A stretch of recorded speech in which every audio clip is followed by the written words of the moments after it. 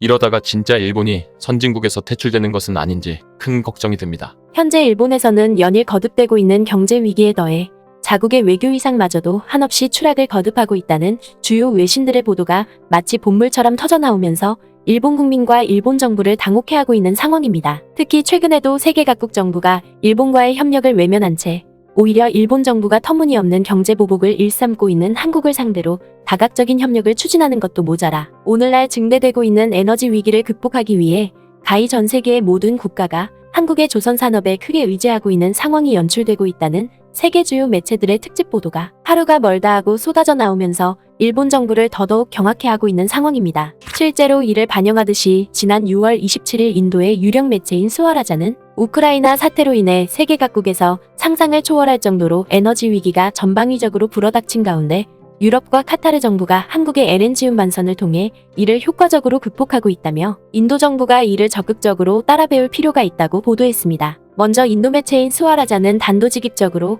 최근 유럽 국가들이 러시아산 천연가스에 대한 의존도를 줄이고 이와 동시에 에너지 공급을 다변화하기 위해 수주 잔량 기준으로 세계 3위의 조선 기업인 삼성중공업을 상대로 14척에 달하는 LNG 운반선을 30억 달러 규모로 주문했다고 보도했습니다. 뿐만 아니라 인도 매체는 여기에 더해 버뮤다에서도 지난 6월 21일에 삼성중공업을 통해 25억 7천만 달러를 들여 12척의 LNG 선박을 건조하겠다는 입장을 밝혔다고 보도했습니다. 심지어 인도 매체는 세계 각국의 이러한 행렬은 여기에서 멈추지 않고 급기야 버뮤다에 주문이 있었던 같은 날에 아프리카에서도 2척의 LNG 운반선을 삼성중공업을 통해 주문하는 모습을 연출했다며 매우 큰 감탄을 터뜨렸습니다. 그리고 인도 매체는 삼성중공업의 이 같은 수주 실적에 더해 한국의 또 다른 조선 기업인 대우조선해양 역시도 세계 각지에서 밀려드는 주문을 감당하지 못할 정도로 연일 즐거운 비명을 지르고 있다고 보도했습니다. 그러면서 이 매체는 당장 카타르 정부만 놓고 보더라도 이달 초에 8억 5천만 달러 규모로 LNG 운반선 4척을 건조기로 했는데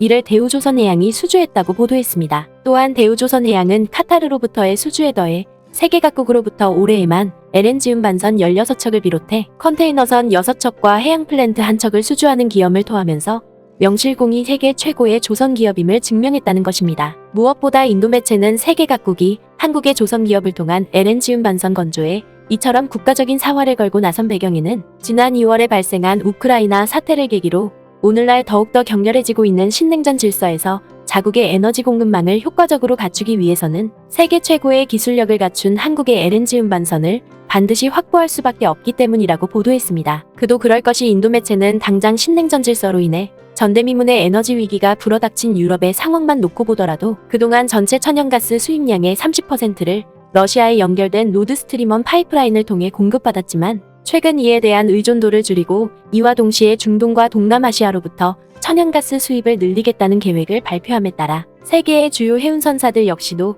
이에 발맞춰 한국의 조선 기업들을 통해 LNG 운반선 발주에 적극적으로 나서고 있다고 보도했습니다. 이는 달리 말해서 미국과 유럽을 비롯한 세계 각국이 오늘날 불어닥친 전대미문의 공급망 위기와 에너지 위기에 맞서 세계 최고의 품질과 기술을 자랑하는 한국 기업으로부터 반도체와 배터리는 물론이고 심지어 LNG 운반선까지 찾고 나설 정도로 국가적인 사활을 걸고 있는 데 반해 이와 정반대로 지난 수년 동안 한국을 상대로 연일 끊임없는 갈등과 경제 보복을 일삼아왔던 일본 정부는 끝내 국제적 고립에 더해 사상 초유의 경제 위기까지 불어닥치는 상황을 초래하고 있음을 여실히 증명해주고 있는 것입니다. 그리고 인도 매체의 이러한 극찬에 더해 독일 매체들 역시도 자국에서 최근 개최된 주요 7개국 정상회의에 일본을 빼고 한국을 초대했어야 하는데 독일 정부가 그러지 못했다며 이를 두고 매우 거센 비판을 쏟고 나서면서 일본 정부를 더더욱 사면 초가에 내몰고 있다는 점입니다. 이와 관련해 독일의 유력 매체인 티치스 아인블릭은 자국 정부가 한국을 배제한 채 주요 7개국 정상회의를 개최함에 따라 주요 7개국의 위상을 스스로 축소시키는 우를 범했다며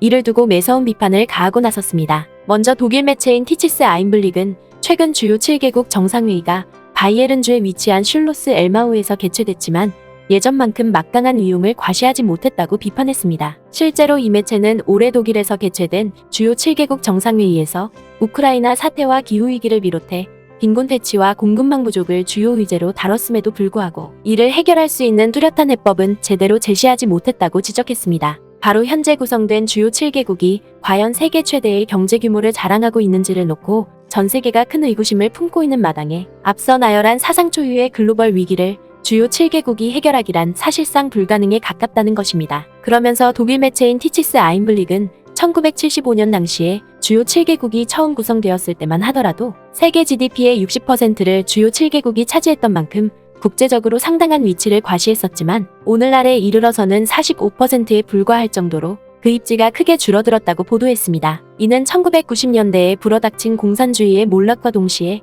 세계화가 빠르게 진행됨에 따라 수많은 개발도상국들이 경제적 성공을 달성하면서 주요 7개국의 영향력 또한 나날이 축소되어 왔다는 것입니다. 특히 독일 매체는 오늘날 주요 7개국의 강력한 위협 대상으로 자리매김하고 있는 중국만 놓고 보더라도 1970년대에 926억 달러에 그쳤던 GDP가 2020년에는 14조 8천억 달러로 급성장했고 뒤이어 인도의 GDP 역시도 1970년대에는 970억 달러를 나타냈지만 오늘날에는 2조 6천억 달러를 달성하면서 주요 7개국 멤버인 프랑스와 이탈리아의 경제 규모를 크게 압도하고 있는 사실만 놓고 봤을 때 그만큼 주요 7개국의 위상이 해가 갈수록 급격하게 쇠퇴하고 있음을 여실히 증명해준다고 지적했습니다. 뿐만 아니라 독일 매체는 여기에 더해 주요 7개국이 과거에 보였던 막강한 위상과 영향력을 과시하기 위해서는 주요 7개국의 위상에 걸맞지 않게 국력과 경제력 쇠퇴를 거듭하고 있는 이탈리아와 일본을 퇴출시키고 그 자리를 주요 신흥 강대국들에게 내줘야 하지만 계속해서 이를 머뭇거리게 되면서 오히려 주요 7개국의 입지를 더욱더 축소시키는 결과를 초래했다고 비판했습니다. 그도 그럴 것이 독일 매체는 단순하게 GDP만 놓고 보더라도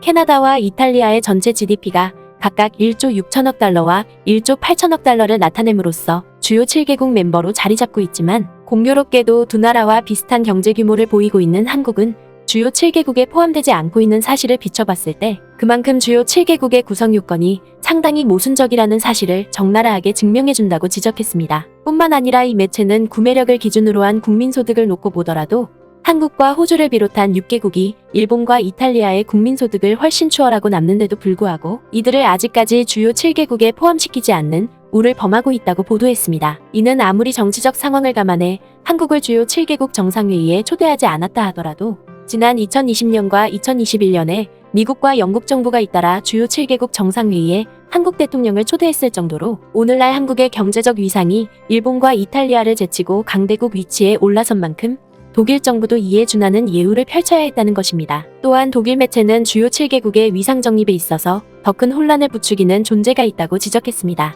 바로 유럽연합이 왜 주요 7개국에 포함되어야 하는가를 놓고 세계 각국에서 갑론을박이 벌어지고 있다는 것입니다. 실제로 독일 매체인 티치스 아인블릭은 어느 순간부터 유럽연합 집행위원장과 이사회 의장이 주요 7개국 정상회의에 옵저버 자격으로 참석해왔다고 보도했습니다. 그러면서 독일 매체는 한국을 비롯한 주요 신흥 경제 강대국들은 주요 7개국 참여가 배제된 상태에서 국가로 정의되지 않는 유럽연합이 주요 7개국 정상회의에 참석한다는 것은 그야말로 어불성설에 가깝다고 지적했습니다. 때문에 이 매체는 주요 7개국이 과거에 가져왔던 막강한 위상을 다시금 회복하기 위해서는 쇠퇴를 거듭하는 국가들을 퇴출시키고 한국처럼 새롭게 경제 강대국으로 급부상하고 있는 신흥 강대국들을 주요 7개국에 초대하는 과감한 구조조정이 매우 절실하다고 조언했습니다. 결국 독일 매체의 이러한 보도는 제 아무리 경제 강대국이라 하더라도 혁신과 경제 성장을 게을리한다면 끝내 경제 강대국 모임인 주요 7개국에서도 한순간에 퇴출당하고 만다는 사실을